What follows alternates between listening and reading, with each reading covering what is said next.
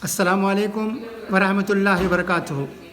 आज हम मगरिब की नमाज के लिए सुवानी मस्जिद गए हुए थे।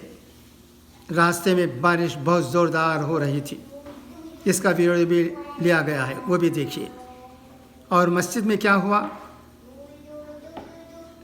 मगरिब नमाज के बाद एक बयान भी हुआ हुज़ूर अकरम सल्लल्लाहु अलैहि वसल्लम की सीरत के बारे में चंद बातें कही गई। वो बयान भी बहुत अच्छा रहा, मगर बयान को हम रिकॉर्ड नहीं कर सके क्योंकि हमसे कहा गया कि वो बयान उनका फेसबुक पर अवेलेबल रहेगा, लिहाजा हम रिकॉर्ड नहीं कर सकते। जैसे भी हो, मस्जिद में ली गई चंद तस्वीरें भी आपको भेजी जा रही, उन्हें भी देखिए, आपका दिल ज़रूर खुश हो जाएगा।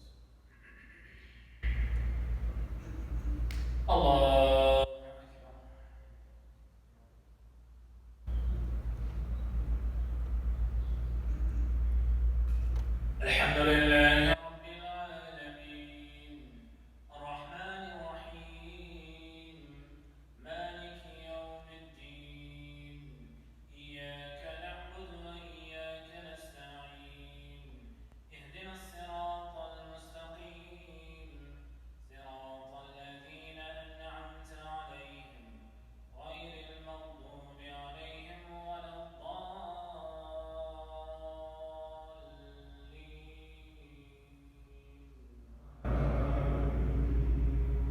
ويل لكل همزة لمزة الذي جمع ماله وعدده يحسب أن ماله أخلده كلا لينبذن في الحطمة وما أدراك ما الحطمة نار الله الموقدة التي تطلع على الأفئدة إنها عليهم مؤصدة في عمد ممددين الرحمن الرحيم مالك يوم الدين إياك نعبد وإياك نستعين اهدنا الصراط المستقيم صراط الذين أنعمت عليهم غير المغضوب عليهم ولا الضالين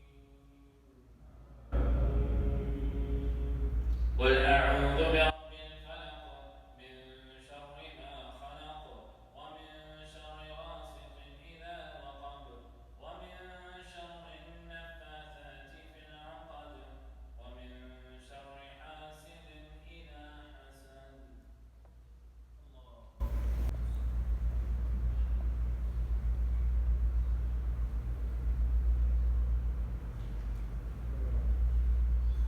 بمعنى أطعنا فرحمك الله عليه. Though after the remaining sunnah, we will continue our seerah intensive class. It will last till Isha Salah, inshallah after the sunnah.